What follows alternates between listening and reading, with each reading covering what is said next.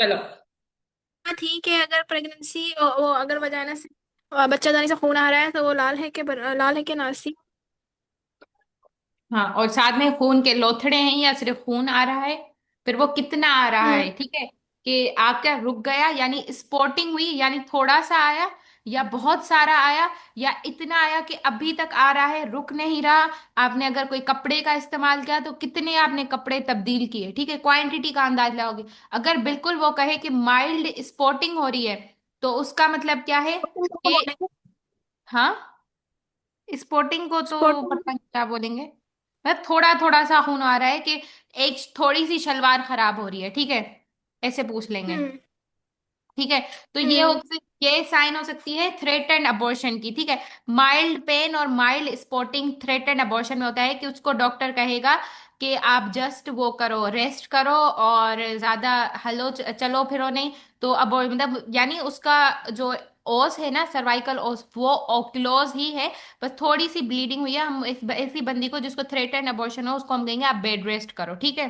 तो इस तरीके से। लेकिन अगर सिवियर पेन हुआ और वो कहे कि खून भी आया, लोथड़ा भी निकले हैं, तो इट प्रूव्स कि अबॉर्शन हो गया है, या तो इनएविटेबल या इनकम्प्लीट अबॉर्शन हुआ है। तो उसके बाद फिर हमने फर्दर उस पेशेंट को क्या करना है, एमटीबी करनी है, यानी उसके मेडिकल टर्मिनेशन ऑफ प्रेगनेंसी करनी, सॉरी उसका मतलब हमने, सॉरी सॉरी डीएनसी करनी है, यानी फिर हमने उसके अंदर की सफाई करनी है। तो हमारे पास अगर फॉर एग्जाम्पल एक पेशेंट आई जिसकी चीफ कंप्लेंट एब्डोमिनल पेन और परवजाइनल ब्लीडिंग की थी, और ब्लीडिंग में वो क्या खून भी आ रहा था और लोथड़े भी आ रहे थे और दर्द आहिस्ता आहिस्ता बढ़ते जा रहा था, तो ये सजेस्ट करता है कि ये इनएविटेबल अबॉर्शन हो सकता है, ठीक है। तो उसमें फिर क्या होगा कि उस पेशेंट को और हमारे उसने फिर हमने कहा कि अच्छा, फिर उसके बाद आप हॉस्पिटल आए, फिर उन्हें क्या, उसने कहा मेरे उन्होंने बच्चादानी की सफाई कर दी, ठीक है। इसका मतलब डीएनसी हो गई, डायलिटेशन करके इवेक्युएट कर दिया, जो भी सामान था अंदर की उन्होंने सफाई कर दी, तो वो हो गई डीएनसी। तो हमने हिस्ट्री में क्या मेंशन करना है कि पेशेंट आई, उसको थ्रेटन अबॉर्शन वाले सिम्टम्स थे, वो थ्रेटन अबॉर्शन नहीं बताना है, ये सिम्टम्स थे। और फिर मतलब जैसे होते हैं ना अबॉर्शन की डीएनसी के बाद, फॉर एग्जांपल उन्होंने पेशेंट को एडमिट किया और हमारे वार्ड में वो is admit patient threaten abortion वाली, जिसकी डीएनसी के बाद उसको एक दिन ऑब्जर्वेशन के लिए लिखा और हमें ऐसी पेशेंट मिली। एग्जाम्पल दे रही हूँ, आई डोंट थिंक ऐसी कोई होगी, लेकिन फिर भी डिफरेंशियल्स के लिए तुम्हें बता रही हूँ कि, या इसी तरह अगर पास्ट हिस्ट्री पेशेंट कहे कि मेरा अबॉर्शन हुआ था, बच्चा जाया, तो हम कहेंगे बच्चे जाया के बाद क्या हुआ, आपकी अंदर की सफाई हुई, तो डीएनसी, सॉरी डायलिटेशन और इवेक्युएशन के लिए हम क्या पूछेंगे कि आपका क्या हुआ था, अंदर की सफाई हुई थी, ठीक है। हाँ। अच्छा, उसके बाद जो है ये उसी तरह फिर हमने क्या नाम है, वो कहे कि वाटरी डिस्चार्ज आ रहा है पर वजाइनल से, ठीक है। वाटरी डिस्चार्ज के फिर डिफरेंशियल्स क्या हो सकते हैं, pre mature rupture of membrane, ठीक है, यानी जो एमनियोटिक सेक है वो रप्चर हो गई, ठीक है। या फिर उसके अलावा हम ल्यूकोरिया ऑफ प्रेगनेंसी भी हो सकता है, यानी नॉर्मली ही वजाइनल डिस्चार्ज जो लिक्विड है वो आ रहा है, इसका बच्चे की उस यूट्रस से कोई पानी नहीं आ रहा, तो हम उसमें अगेन पूछेंगे, अमाउंट पूछेंगे, कलर पूछेंगे, ठीक है। जो भी डिस्चार्ज होगा उसका amount, colour, quantity, amount quantity एक ही बात है, ठीक है। उसी तरह तुम और क्या पूछोगी कि क्वांटिटी में मेनली ये चीज देखनी होती है कि वो कितनी बार, अगर पेड यूज करिए तो पेड कितनी बार चेंज करिए, अगर वो शलवार यूज करिए तो मतलब वो शलवार कितनी मल्टीपल टाइम्स चेंज करिए, ठीक है। तो क्वांटिटी का उससे अंदाजा होगा। साथ में स्मेल, हमेशा गायनी में स्मेल बहुत ज्यादा इंपॉर्टेंट रखती है कि अगर उसको डिस्चार्ज में से फाउल स्मेल आ रही है, यानी या उसमें पस आ रहा है, या फिर जिसको पस को उर्दू में पीप कहते हैं, ठीक है, वो आ रही है, या बदबू आ रही है, या वो बताएगी कि ना गंदी सी बदबू आती है, जो आता है पानी उसमें से ऐसे फाउल स्मेलिंग, उसको हम कहते हैं, तो वो हमें इन्फेक्शन की तरफ चीजें लेकर जाएंगे। फिर अगर हमें इन्फेक्शन की सजेशन होगी तो हम फीवर की प्रॉपर हिस्ट्री लेंगे, ठीक है। पेन की हिस्ट्री लेंगे, यानी आपको पेन तो नहीं होता वजाइनल रीजन में, उसके लिए हम क्या पूछेंगे कि डिस्पेरोनिया के बारे में पूछेंगे, कि मतलब उसमें सवाल ये होता है कि सेक्सुअल इंटरकोर्स के दौरान पेन होता है या नहीं, उसके लिए सवाल ये होता है कि शौहर से मिलते वक्त दर्द होता है या नहीं, ऐसे, ठीक है। हिंदी में कैसे बोलेंगे? बस यही, मुड़सा मिलण वक्त सूट थींदो आहे या न, और- ठीक है। अच्छा। उसके बाद उसी तरह फिर हमने जो भी आपकी पेशेंट की पे हिस्ट्री होगी उसकी तरफ लेकर जाना है, लेकिन एक ये तो मतलब मुझे नहीं लगता वार्ड में ऐसे पेशेंट, वार्ड में हमारे पास मोस्टली क्या होंगे, अनीमिया के पेशेंट्स होंगे। अनीमिया वालों के लिए हिस्ट्री में क्या खास बात होगी कि वो हमें देंगे भाई अपनी क्लियर कट हिस्ट्री वीकनेस की, ठीक है। वो कहे कि कमजोरी, बस उनकी हिस्ट्री यह होगी, मुझे कमजोरी है, कमजोरी है, कमजोरी, सारी बातें उनकी कमजोरी के अराउंड होगी। तो हम उस कमजोरी के मुतालिक फिर फर्दर सवाल पूछेंगे। जैसे मैं दिखाती हूँ एक पेशेंट की, यहाँ पे मेरे पास हिस्ट्री थी। हम्म कहाँ गई, रुको, है पिक्चर यहाँ से कहाँ गई, नॉनसेंस। अच्छा सही है, पता नहीं पिक्चर मैंने कहाँ कर दिया, नहीं में आ रही। अच्छा उसमें अमाउंट हम क्या, कैसे पूछेंगे, कितना आ रहा है हाँ ऐसे ही पूछेंगे ना। क्या, वीकनेस, फिर उसमें फर्दर हम पूछेंगे कि जर्नलाइज वीकनेस, वो पूछेंगे, ठीक है। मैं लिख भी लेती हूँ यहाँ पे, रुको। वो कहेगी वीकनेस, फिर हम कहेंगे वीकनेस कब से है, ठीक है, वीकनेस का ऑनसेट, ठीक है। वीकनेस के साथ चक्कर आते हैं, ठीक है, डिजीनेस, फटीगेबिलिटी यानी थकावट होती है। फिर उस वीकनेस की आप लेवल पूछेगा, सिवियरिटी, कि उस वीकनेस की वजह से आप अपने नॉर्मल के काम काज कर पाती हो या नहीं, ठीक है। वो कहे कि नहीं, मैं अपनी खाना भी मुश्किल से बना पाती हूँ, मुझे इतनी वीकनेस होती है, कमजोरी होती है कि मुझे बर्तन भी नहीं उठाए जाते, या अगर वो वो क्या नाम है, खेतों में काम करती है तो वो कहे खेत में मुझे काम नहीं होता, ठीक है। साथ में वो तो उसे पता चलेगा severity, severe in fatigability and weakness was so severe that she was unable to continue her work, ठीक है। तो उससे पता चल गया सिवियरिटी का, पता चल गया माइल्ड मॉडरेट सिवियर में, ठीक है। उसी तरह फिर ये पूछ सकते हैं कि वीकनेस कब से, डिजीनेस, फटीगेबिलिटी, सिवियरिटी का अंदाज लगा सकते हैं। फिर साथ में शॉर्टनेस ऑफ ब्रेथ, क्योंकि अनीमिया और हार्ट फेलियर की सेम हिस्ट्री होती है, क्योंकि एक तो हार्ट फेलियर प्रेगनेंसी में वो क्या नाम है, रूमेटिक आर्थराइटिस की, सॉरी रूमेटिक हार्ट डिजीज की वजह से भी हो सकता है, ठीक है। मोस्ट कॉमनली हार्ट डिजीज जो प्रेगनेंसी में औरतों को होता है वो रूमेटिक हार्ट डिजीज होता है, ठीक है। पाकिस्तान में, गरीब मुल्कों में जहाँ पे पेंसिलिन नहीं दी जाती है इस प्रोफाइलेक्सिस के तौर पे, काफी सालों तक लगनी होती है ना आईवी पेंसिलिन, वो नहीं लगवाते लोग, तो इसलिए औरतों को क्या होता है, रूमेटिक हार्ट डिजीज होता है मोस्ट कॉमनली एशियन कंट्रीज में, और उसमें होता है आपको मिट्रल स्टीनोसिस, ठीक है। या तो वो हो सकता है, और दूसरा क्या है कि अनीमिया खुद is responsible for heart failure. क्यों, अनीमिया में क्या होगा कि आपके और वाइटल ऑर्गन्स को ऑक्सीजन नहीं मिलेगा, तो उसकी कंपनसेशन के लिए हार्ट ज्यादा काम करेगी, टेक की कार्डियक होगी, कार्डियक आउटपुट बढ़ाएगी, जब भी हार्ट ज्यादा काम करेगी तो हार्ट फेलियर के चांसेस ज्यादा होंगे, ठीक है। तो अनीमिया की हिस्ट्री आपको मिक्स मिल सकती है हार्ट फेलियर के साथ, इसीलिए जब भी पेशेंट हीमोग्लोबिन 2-3 के साथ आता है तो मोस्टली वो हार्ट फेलियर में जा चुका होता है, ठीक है। तो आपने जब भी पेशेंट वीकनेस और शॉर्टनेस ऑफ ब्रेथ के साथ आए तो आपने साइमल्टेनियसली अनीमिया और हार्ट फेलियर को रूल आउट करना है। तो उसके अब हम इस सवाल समझते हैं, ठीक है। तो अब पहले पेशेंट कहेगा कि हम वीकनेस की हिस्ट्री पूछनी है, ठीक है, वीकनेस साथ में डिजीनेस, फटीगेबिलिटी है, और उसकी सिवियरिटी का आपने बताना है कि काम कर पा रही है या नहीं काम कर पा रही, ठीक है। फिर उसके बाद आपने हार्ट फेलियर के सवाल पूछने हैं। हार्ट फेलियर में क्या होगा कि एक तो होगा शॉर्टनेस ऑफ ब्रेथ, कि आप जब सीढ़ियां, शॉर्टनेस ऑफ ब्रेथ एक नॉर्मली है, दूसरी एग्जर्शन पे है, एग्जर्शन पे सॉरी। नॉर्मली आपको सांस फूलता है, वह सा में मुंझ थींदिया है, और हिंदी में क्या पूछेंगे, सा में सा खड़ में मुंझ थींदिया है, ठीक है। सा सा में मुंझ खड़ थी, में मुंझ, मुंज। हाँ मतलब जो सांस नहीं आती ना उसको मूंझ कहते हैं, मुंझ है।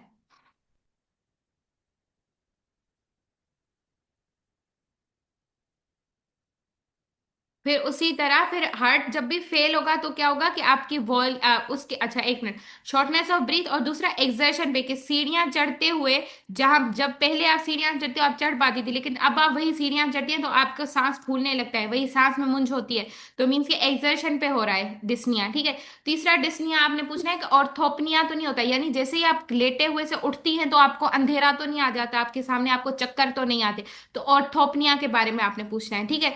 तो एनीमिया के लिए आपने वीकनेस का पूछा, डिजीनेस, फटीगेबिलिटी, हर वक्त थकावट, उसकी सिवियरिटी आपने पूछ ली कि काम वो कर पा रही है या नहीं कर पा रही। फिर आपने साथ में शॉर्टनेस ऑफ ब्रेथ की हिस्ट्री ली, shortness of breath on exertion पे हिस्ट्री ली, ऑर्थोपनिया पे हिस्ट्री ली। फिर उसके बाद अगर पेशेंट पूरा हार्ट फेलियर में चला गया, हार्ट ब्लड को पंप ही नहीं कर पा रही, तो क्या होगा पेशेंट को, पीडल एडिमा, तो आपको पाँव में सोजन होती है, ठीक है। ये आप हिस्ट्री में ही पूछोगे, ठीक है, वो एग्जामिनेशन में भी देखेंगे लेकिन यहाँ पे पूछ सकते हैं, ठीक है। उसी तरह फिर ये हो गई आपकी पीडल एडिमा की हिस्ट्री। उसी तरह हार्ट फेलियर, सॉरी प्रेगनेंसी में क्या होता है कि आपकी आपकी बॉडी ज्यादा काम कर रही होती है ना, तो अस्थमा भी ट्रिगर हो सकता है प्रेगनेंसी में। उसी तरह आपका ब्लड प्रेशर भी ट्रिगर हो सकता है। तो ब्लड प्रेशर के लिए जो जनरलाइज सवाल होते हैं, मतलब एक तो नॉर्मल हाई बीपी है, लेकिन हाई बीपी के साथ अगर वो प्री एक्लेम्सिया में पेशेंट जा रही है, लेकिन मोस्टली जो प्री एक्लेम्सिया वाले सवाल होते हैं आप, अच्छा वो हम आगे आते हैं, ठीक है, बस यहाँ तक रुको रुको। ठीक है, ये हो गई आपकी हिस्ट्री ऑफ प्रेजेंटिंग कंप्लेन। ठीक है, अब देखो फिर से कुछ और यहाँ पे ना स्पेसिफिक स्पेसिफिक हैं, वो मैं तुम्हें दिखा देती हूँ ताकि थोड़ा सा और हो जाए। अम, हाँ देखो, आ रही है आवाज? हाँ आ रही है।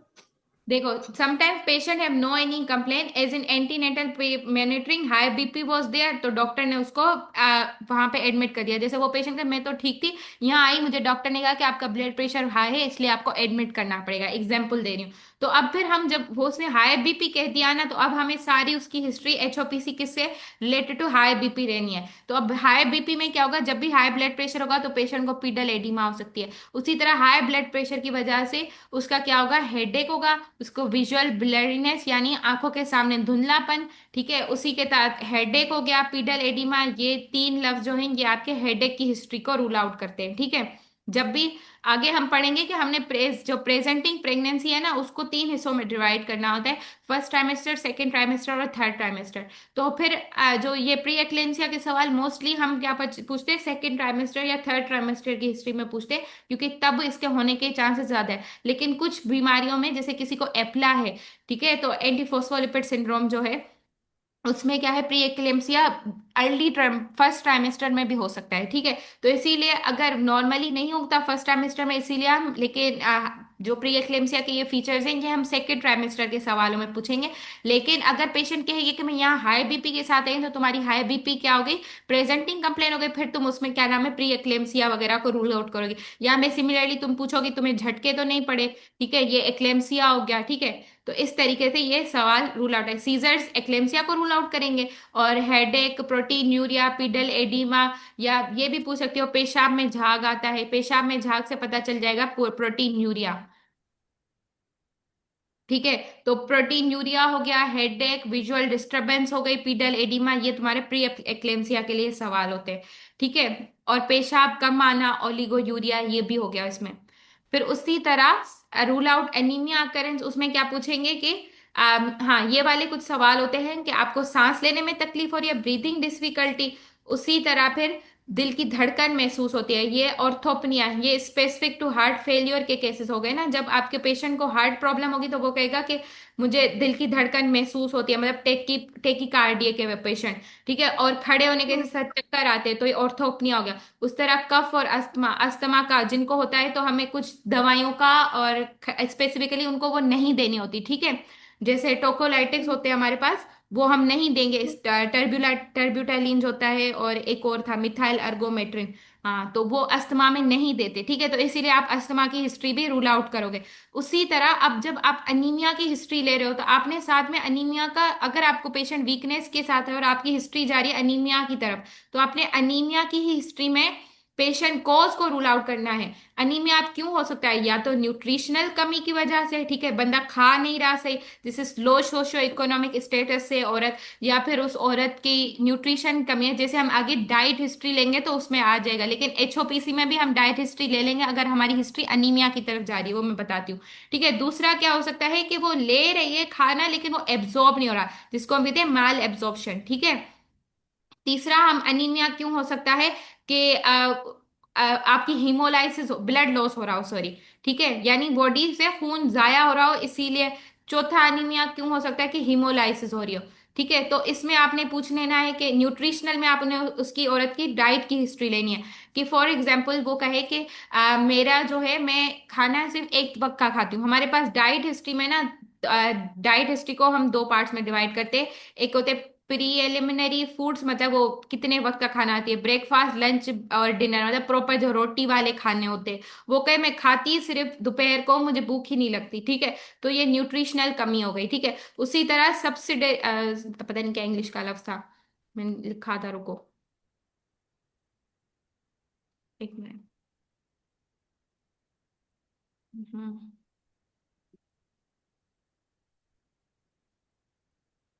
हम्म सॉरी, प्रिंसिपल मील्स। ठीक है, एक होता है पेशेंट का मिक्स डाइट का कैसे पता चलेगा। एक तो हम पूछेंगे प्रिंसिपल मील कितने लेती है, यानी सुबह शाम रात का खाना खाती है। फिर सब्सिडरी मील्स यानी वो साथ में फ्रूट खाती है, वेजिटेबल खाती है, या फिर दूध पीती है। ये सारे सवाल हम पूछेंगे, तो उससे हमें उसकी डाइट का पता चल जाएगा। ठीक है, तो फिर अगर वो कहे कि मैं खाती सिर्फ दोपहर का खाना हूँ, या फिर वो कहे रोटी के साथ चाय खाती हूँ और कुछ नहीं खाती, तो उससे पता चले मोस्ट प्रोबेबली इसको अनीमिया न्यूट्रिशनल डेफिशिएंसी की वजह से हो सकता है। ठीक है, उसके अलावा, अब मैं ऊपर जाऊं, वापस रुको। अच्छा, उसके अलावा एनीमिया का दूसरा कॉज क्या होता है, माल एब्जॉर्प्शन। उसके लिए वर्म्स मोस्ट कॉमन कॉज होता है पाकिस्तान में। तो उसमें पूछेंगे कि आपको पाखाने के अंदर कीड़े तो नजर नहीं आते। ठीक है, ये वर्म्स की हिस्ट्री में आपने रूल आउट करना होता है। लेकिन वैसे भी पाकिस्तान रूल है कि सेकेंड ट्राइमेस्टर में हर औरत को एल्बेंडाजोल जो है वर्म्स के लिए देनी होती है। आ रही है तुम्हें समझ? हाँ। ठीक है, तो वर्म्स की हिस्ट्री भी पूछ लेनी है हमने साथ में। उसी तरह माल अनीमिया में। एब्जॉर्प्शन के लिए। हाँ। अनीमिया में। हाँ, वर्म्स की हिस्ट्री, क्योंकि वो जो पिन वर्म्स होते हैं ना, ये आपका सारा वो आयरन एब्जॉर्ब कर लेते हैं ना, खून सॉरी पीते हैं, तो इस वजह से क्या होता है कि आपकी एनीमिया होती है। तो इसलिए वर्म्स की हिस्ट्री लेनी होती है कि आपको पखाने के अंदर जो है वो कीड़े तो नजर नहीं आते। ठीक है, उसी तरह फिर आपने मैल एब्जॉर्प्शन की वजह सर्जरी भी हो सकती है, कि उसने इंटेस्टाइनल कोई सर्जरी करवाई हो जिसकी वजह से शॉर्ट बावल सिंड्रोम हो गया, जिसकी वजह से उसका आयरन की कमी हो गई हो। तो आपकी कोई सर्जरी तो नहीं हुई आंतों की। ठीक है, इस तरीके से आप पूछ सकती हो। तो माल एब्जॉर्प्शन इस तरह से रूल आउट होगा। दूसरा आपने ब्लड लॉस का पूछना है, कि आपको नाक से खून तो नहीं आता, पेशाब से खून तो नहीं आता, आपको पाखाने के अंदर खून तो नहीं आता। क्योंकि पाखाने के अंदर खून का मतलब क्या हुआ कि कॉन्स्टिपेशन में ब्लड हो रहा है। तो क्रॉनिक ब्लड लॉस अगर हो रहा है, उसको कॉन्स्टिपेशन है, हेमोरॉइड्स की वजह से हो रहा है, पेनलेस हेमोरॉइड्स है, तो उसने ध्यान भी नहीं दिया, कंटिन्यूअसली उसका ब्लड लॉस हो रहा है, भले आप कितना भी आयरन ठीक कर लो उसका ब्लड लॉस ठीक नहीं होगा। ठीक है, तो उसकी हिस्ट्री आपने रूल आउट करनी है। तो हम इस मतलब एचओपीसी में इंतजार नहीं करना कि मैं बाद में सिस्टमेटिक में पर्सनल में जाऊंगी, ब्लडर बावल के सवाल पूछूंगी, फिर मैं अनीमिया की रूल आउट करूंगी। ऐसे नहीं करना आपने। अपनी एचओपीसी सबसे बेहतरीन तभी बनेगी जब आप उसमें, क्योंकि एग्जामिनर उसी को शुरू में ही सुनता है, बाद में आपकी झगी को कोई भी एग्जामिनर नहीं सुनता, शुरू में ही आपकी बकवास को सुनता है। तो आप जितनी शुरू में अच्छे से बकवास कर लोगे, एग्जामिनर को अच्छा लगेगा, वो आप फ्यूचर में आप इंटरेस्टेड भी नहीं होगा। यहाँ पे चौथा मैंने क्या लिखा था, जो कीड़े मकोड़ा करके मैंने लिखा है, मैं खुद भूल गई। ब्लड लॉस है, और ये क्या है? हाँ, हीमोलाइसिस। फिर हीमोलाइसिस का हमें कैसे पता चलेगा, कि हम कहेंगे कि आपका जो वो स्किन है, एक तो हम जन जीपी जब करेंगे तो आंखों येलो नजर आ जाएंगी, हमें पता चल जाएगा कि जॉइंडस है इसको। लेकिन उसे वैसे ही पूछेंगे, आपकी जो क्या कहते हैं स्किन को, क्या कहते हैं सिंधी में, खल्लर, खल्लर। उर्दू में क्या कहते हैं स्किन को? खाल। जिल्द, खाल, चमड़ा। चमड़ा। आपकी जिल्द ये पीली तो नहीं हो गई है पहले से, ये ऐसे लोग पूछ नहीं सकते। बोलते हैं, चमड़ा नहीं बोलते। चमड़ी। हाँ। हाँ, वो पूछेंगे। ठीक है, कि आपकी जो चमड़ी है वो पीली तो नहीं हो गई है पहले से। तो थोड़ा ज्वाइंटस के बारे में पता चल जाएगा। आपका जो पेशाब है वो ज्यादा, सॉरी, पेशाब जो है वो पहले से ज्यादा येलो तो नहीं हो गया। तो उसे पता चल जाएगा कि क्या है, वो बिलिरुबिन लॉस हो रहा है, यानी हेमोलाइसिस हो रही है, जिसकी वजह से हाइपर बिलिरुबिनीमिया हो रहा है। ठीक है, तो अनीमिया, अगर आप जिस भी तुम्हारी प्रेजेंटिंग कंप्लेन से तुम्हारे जो भी डायग्नोसिस बन रहे हैं, तुमने उनको एचओपीसी में उन सारे डिफरेंशियल्स के रिलेटेड सवाल पूछना है। ठीक है, तो अनीमिया में आप और क्या सवाल पूछेंगे, रुको पूरे करके फिर एक बार ना तुम भी रिवाइज करना, फिर मैं भी रिवाइज करूंगी। पहले अनीमिया की हिस्ट्री को क्लियर करते हैं, फिर दूसरा हम दूसरी सेकंड में हम एब्डोमिनल पेन की हिस्ट्री को क्लियर करेंगे। उसके बाकी यही, मुझे मुझे तो पता ही नहीं, ऑप्स में वार्ड गई नहीं, तो मुझे पता ही नहीं कि किस प्रेजेंटिंग कंप्लेंट्स के साथ मरीज आते हैं वार्ड। यार अच्छा। नोजिया, वॉमिटिंग, यही सब था, और हाँ, वो भी मैं आती। थकावट, और ये सब चीजें ही थी। हम्म। अच्छा, अनीमिया में और क्या होगा, कि डिफिकल्टी ऑर्थोपनिया, कफ अस्थमा हो गया, डिस्कलरेशन हो गया। और क्या है? ये लिखा हुआ है ना, तुम बोल रही हो? यहाँ जो मैं बोल रही हूँ, ये यहाँ पे सब लिखा हुआ है। Discharge PV. उसी तरह वो फिर वजाइनल, रिकॉर्डिंग और हुई थी इसी थोड़ी। तरह देखो, अनीमिया का केस है तो उसमें तुम अब वो गायनाकोलॉजिकल हिस्ट्री में जाके उसके मेंसेस के सवाल पूछोगी तो बहुत लेट हो जाएगी। तुम यहाँ पे ही पूछ सकते हो कि आपको खून कितने दिनों के लिए आता है माहवारी का। किसी को अगर 15 दिन के तक रोज खून आता रहता है, उसका रुकता ही नहीं है, फाइब्रॉइड की हिस्ट्री हो क्या पता, तो उसको हेवी मेंस्ट्रुअल ब्लीड हो रही हो, एडिनोमायोसिस हो, ये तो हम गायनी में पढ़ेंगे, ठीक है, तो वो कोई कॉज होगा जिसके इतना खून आ रहा है कि उसका खून रुकता ही नहीं है, तो उसका कहाँ ब्लड बनेगा। आप उसको आयरन दोगे फिर भी काम नहीं बनेगा, ठीक है, तो आप उसमें क्या करोगे, रीजन, मतलब एनीमिया की हिस्ट्री में आपने ब्लड लॉस, जो बॉडी में जितनी भी ओपनिंग है उन सबसे ब्लड लॉस का, नाक से खून आना, पेशाब में खून आना, पाखाने में खून आना, वजाइनल से खून आना, ठीक है, उसी तरह आपको कहीं और से खून तो नहीं आता, खुद ही पूछ लो। या फिर आपके जो एब्जॉर्प्शन है, यानी इंटेस्टाइन में कीड़े वगैरह तो नहीं है जो एब्जॉर्ब, जिसकी वजह से मतलब कीड़ों, वो नहीं, इंटेस्टाइन के कीड़ों का उसको नहीं पता होगा, लेकिन उसको कहेंगे रात को आप मतलब पाखाने में आपको कीड़े नजर आते हैं ऐसे, ये पूछेंगे, उसको आते होंगे तो वो बता देगी, ठीक है। और फिर उसके अलावा तो ये हो गया। और अनीमिया के साथ आपने हमेशा हार्ट फेलियर की हिस्ट्री को भी रूल आउट कर देना है, ठीक है। तो ये तो अनीमिया हो गया। उसके बाद हम एक और करते हैं वो वॉमिटिंग वाला, उसके बाद ना फिर हम इसको समराइज करते हैं। दूसरी, for example, women I presenting complain with vomiting. अब एक तो नॉर्मल वॉमिटिंग होती है, मॉर्निंग सिकनेस हो गई, नोजिया हो गया, उसमें कोई मसला नहीं है। लेकिन जो प्रेगनेंसी, मोलार प्रेगनेंसी होती है ना, अब ये भी सवाल पूछते हैं कि वॉमिटिंग होती क्यों है प्रेगनेंसी में, तो वो होती है बीटा एचसीजी की वजह से, ठीक है। हाँ। बीटा एचसीजी जब भी होगा तो वो क्या करता है, समझो इरिटेट करता है, जिसकी वजह से वॉमिटिंग ट्रिगर होती है। लेकिन जो मोलार प्रेगनेंसी होती है वो उसमें बीटा एचसीजी मतलब 5000 इंटरनेशनल यूनिट तक अर्ली प्रेगनेंसी में चला जाता है, इतना हाई होता है। तो मोलार प्रेगनेंसी की हिस्ट्री में क्या होगा कि शदीद वॉमिटिंग होगी, हद से ज्यादा, ठीक है। उसी तरह एप्टोपिक प्रेगनेंसी में भी ऑफ कोर्स वॉमिटिंग की हिस्ट्री होगी। तो हमने एक तो वॉमिटिंग को रूल आउट करने की नॉर्मल वॉमिटिंग है या फिर वो हाइपरएमेसिस ग्रेविडम जो है ना, जो हमारे पास डिजीज है, उसके उस तरफ जा रही है वुमन। तो उसके लिए हम सवाल ये पूछेंगे, खोलने दो एक सेकेंड,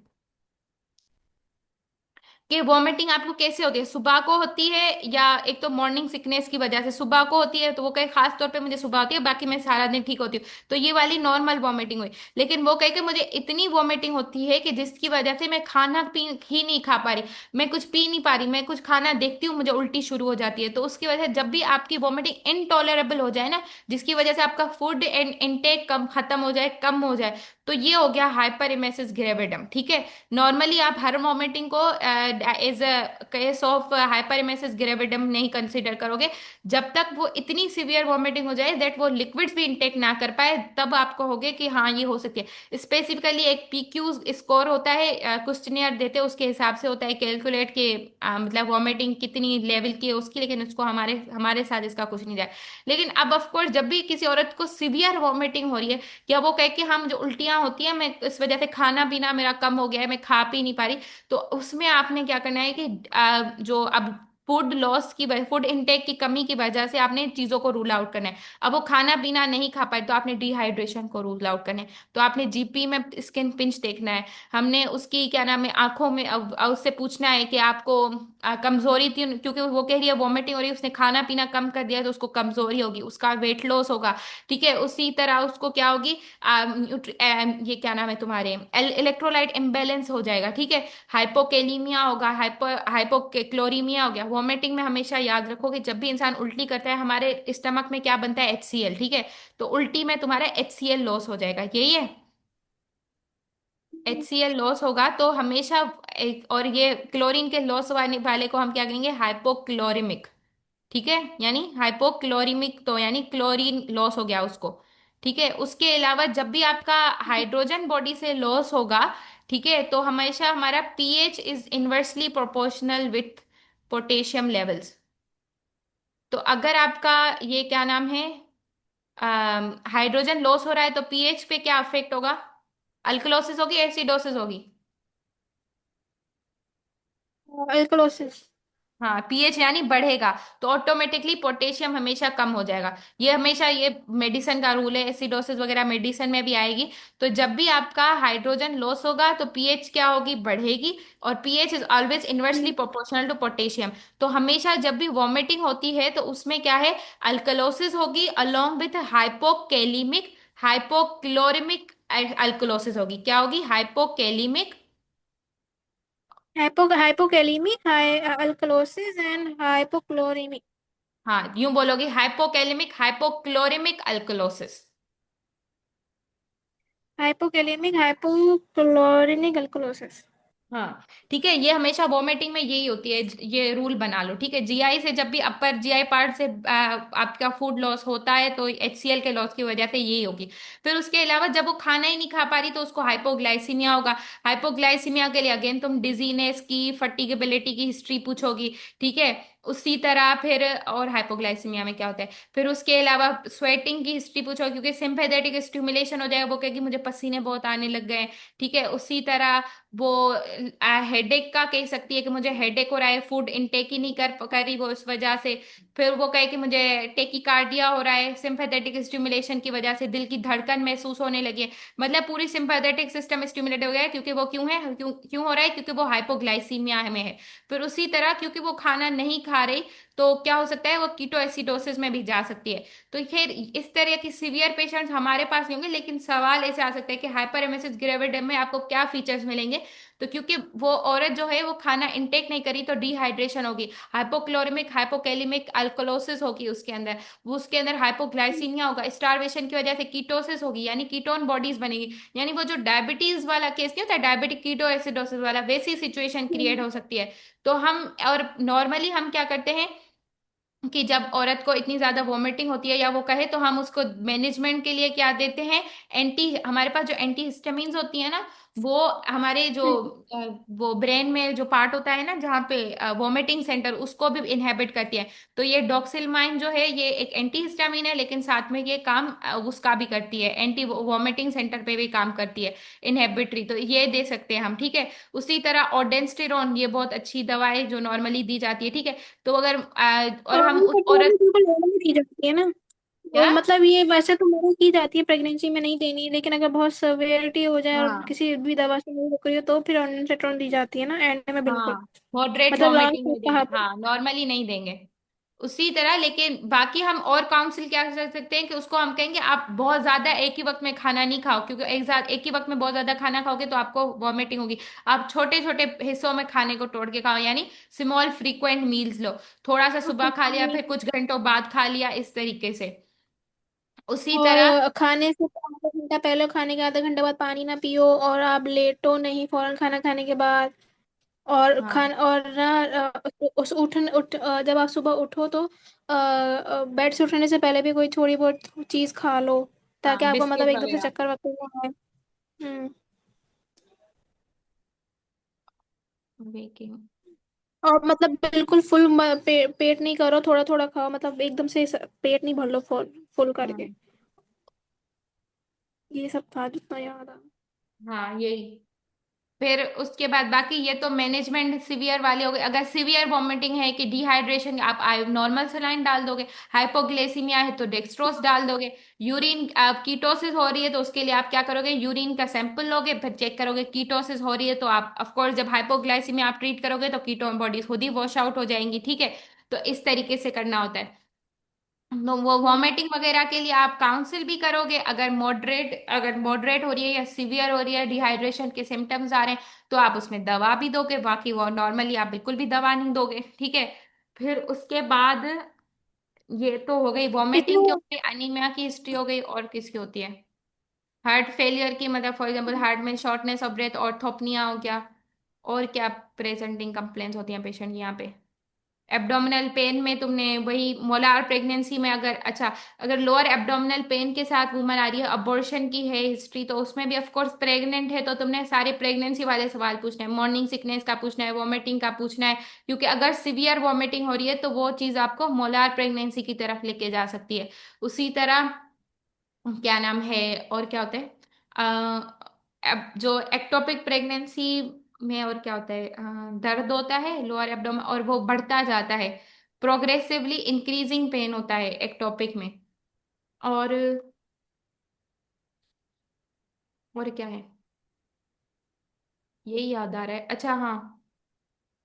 उसी तरह अगर प्री टर्म लेबर का पेशेंट है, मतलब उसको प्री टर्म लेबर में उसको पेन हो रहे हैं, तो वो क्या कहेगी कि मरोड़ उठ रहे हैं, लेकिन फिर ठीक हो रहे हैं, फिर हो रहा है, मतलब जो इंटरमिटेंट जो है ना पेन होगा, जैसे मतलब वो यूट्रस कॉन्ट्रैक्ट करेगा फिर वो रिलैक्स होगा, फिर थोड़ी देर बाद कॉन्ट्रैक्ट करा तो लेबर पेन कैसे होता है, ऐसे होता है कि थोड़ी मतलब जो स्टार्टिंग वाले लेबर पेन ऐसे होता है कि टाइटनिंग होती है, फिर रिलैक्सेशन, फिर टाइटनिंग, फिर रिलैक्सेशन। तो वो कई के मरोड़ उठते हैं, बहुत शदीद दर्द होता है, फिर ठीक हो जाते हैं। लेकिन जैसे जैसे कॉन्ट्रेक्शंस बढ़ती जाएंगी, जैसे स्टार्ट वाली कॉन्ट्रेक्शन के जो पेन था, वो उसकी सिवियरिटी अगर बढ़ती जा रही है और साथ में सर्वाइकल चेंज आ रहे हैं, यानी सर्वाइकल डायलिटेशन हो रही है, तो वो मीन्स कि रियल लेबर पेन में जा रही है, ठीक है। नॉर्मली एक होती है ब्रेक्सटन हिक्स कॉन्ट्रेक्शन, जो थर्ड ट्राइमेस्टर वाली फीमेल कंप्लेन करती है कि मुझे वो ना मतलब आ जाती हैं वार्ड में कि मुझे ना लेबर पेन हो रहा है, आप मेरा चेक करें, मुझे बच्चा होने वाला है। लेकिन वो जब देखते तो वो फॉल्स लेबर पेन्स होते हैं, जस्ट वो क्या होते हैं, यूट्रस कॉन्ट्रैक्ट करता है और वो रिलैक्स होता है, तो इनको लगता है लेबर पेन है। लेकिन जब वो सर्वाइकल एग्जामिनेशन की जाती है तो सर्वाइकल डायलिटेशन नहीं होती, सर्वाइकल चेंजेस नहीं आते। तो लेबर पेन की खासियत क्या होती है कि फॉर एग्जाम्पल 1 घंटा पहले जो लेबर कॉन्ट्रेक्शन थी उनका पेन की सिवियरिटी कम होगी, जो घंटे के बाद उसकी कॉन्ट्रेक्शन होगी उसकी पेन की सिवियरिटी ज्यादा होगी। तो मीन्स की पेन इंटेंसिटी बढ़ती जाएगी तो वो रियल लेबर पेन होगा। लेकिन जो ब्रेक्सटन हिक्स कॉन्ट्रेक्शन है, तो जब हम थर्ड ट्राइमेस्टर की स्पेसिफिक हिस्ट्री लेंगे तो उसमें हम ये भी पूछेंगे कि वो जो आपको वो कहे ना मुझे पेट में दर्द होता है, मरोड़ उठते हैं, तो वो कैसे होते हैं, थोड़ी देर होते हैं फिर रिलैक्स हो जाती है, फिर होते हैं फिर रिलैक्स हो जाती है, और उनकी इंटेंसिटी कैसे, उसके मुतालिक सवाल पूछने होते हैं। ठीक हो गया? इंटेंसिटी में कैसे पूछेंगे? क्या पूछेंगे? मतलब ये तो हम पूछ लेंगे कि उनको मरोड़ उठते हैं एकदम से, बहुत तेज से वो खत्म हो जाते हैं, बार बार होते हैं, तो कि इंटेंसिटी का कैसे पूछेंगे? या मरोड़ ये जो है कैसे पता पहले चलेगा के कि ये मुकाबले बहुत में अब उनकी तेज है? दर्द जो है वो बढ़ता गया है या फिर पहले के मुकाबले जैसा ही है? मरोड़ का दर्द अच्छा, शुरू से ही ऐसा ही है या बढ़ता जाता है, बढ़ता जा रहा है ऐसे? हम इसको बोलेंगे कि ये वैसा ही है या वधी, वधी पयो, वधी, वधदो तो हाँ, वधिक तो थींदो वञे। वधी तो थी दो, वधी थी दो। अच्छा, हाँ सही। ठीक है, और उसके उसका बाद कैसे पता दूसरा। चलेगा कि ये रियल है? उसके लिए हमें को चेक करना पड़ेगा कि सर्वाइकल डायलिटेशन हो रही है कि नहीं हो रही, ये देखना पड़ेगा। हाँ वैसे देखना पड़ेगा, लेकिन हमारे पास नॉर्मल पेशेंट जो भी वार्ड में होगी उनको क्या नाम है वो लेबर पेन वाली वार्ड में थोड़ी बैठी होगी, हाँ। तो नहीं आएगी हमारे ऐसी लेब जिनकी सर्वाइकल डायलिटेशन हमें चेक करनी पड़े। यार पता नहीं क्या होगा। अच्छा, ट्विन प्रेगनेंसी जो होती है ना उसमें भी क्या होता है कि क्योंकि दो प्लेसेंटा हैं तो बीटा HCG ज्यादा होगा, तो उसमें भी पेशेंट क्या कहेगा, मॉर्निंग सिकनेस और वॉमिटिंग की हिस्ट्री ज्यादा देगा। उसी तरह ट्विन प्रेगनेंसी में वो कहेगी, अगर प्रीवियसली उसका सिंगल बच्चा हुआ हो, इस बार वो ट्विन में हो, तो वो कहेगी कि पहले के मुकाबले में इस बार मेरा वजन बहुत तेजी से बढ़ा है, मुझे भूख बहुत ज्यादा लग रही है। उसकी एब्डोमिनल जो आप एग्जामिनेशन पे क्या देखोगे, एब्डोमिन की साइज ज्यादा बड़ी होगी एक अर्ली प्रेगनेंसी के हिसाब से जितनी होनी चाहिए। तो ये ट्विन प्रेगनेंसी के भी कुछ फीचर्स है जो आप हिस्ट्री पे ही देख के बता सकते हो कि ये लग नहीं रहा कि ये ट्विन प्रेगनेंसी हो सकती है। फिर तो वो एग्जामिनेशन करोगे, लियोपर्ट्स मेनोवर करोगे, तो आपको पता चल जाएगा दो बच्चे कितने हैं अंदर। हम्म। ठीक हो?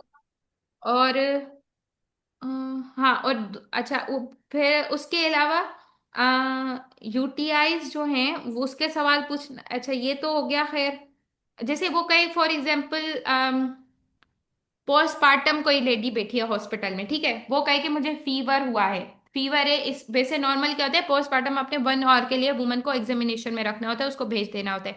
लेकिन मोस्ट कॉमन कॉज क्या होता है, C सेक्शन के बाद अगर वुमन को मेटरनल फीवर हो रहा है तो उसका मोस्ट कॉमन क्या क्या होता है, एंड्रोमायोमेट्राइटिस, यानी एंडोमेट्रियल लाइनिंग जो है यूट्रस की उसका इन्फेक्शन हो गया, उसको इन्फ्लेमेशन हो गई, जिसकी वजह से C सेक्शन मतलब उसमें हाइजीन मेंटेन नहीं की गई, तो वो इस वजह से फीवर की वजह से एडमिट हो सकती है। तो उसमें हमने फिर प्रीवियस जो प्रेगनेंसी उसकी सारी हिस्ट्री लेनी है, फिर अब उसको पोस्टपार्टम में फीवर है तो उसकी हिस्ट्री लेनी होती है। लेकिन उसके मुझे नहीं पता सवाल क्या पूछेंगे। ऐसी भी होती है पोस्टपार्टम बैठी होती है हॉस्पिटल में पेशेंट। देखी तो नहीं मैंने अभी तक। हम्म। अच्छा फिर ना वैसे अब होती देखो। तो है, बच्चे बाहर होते हैं हाँ, होती है, होती है। हाँ, है अल्लाह।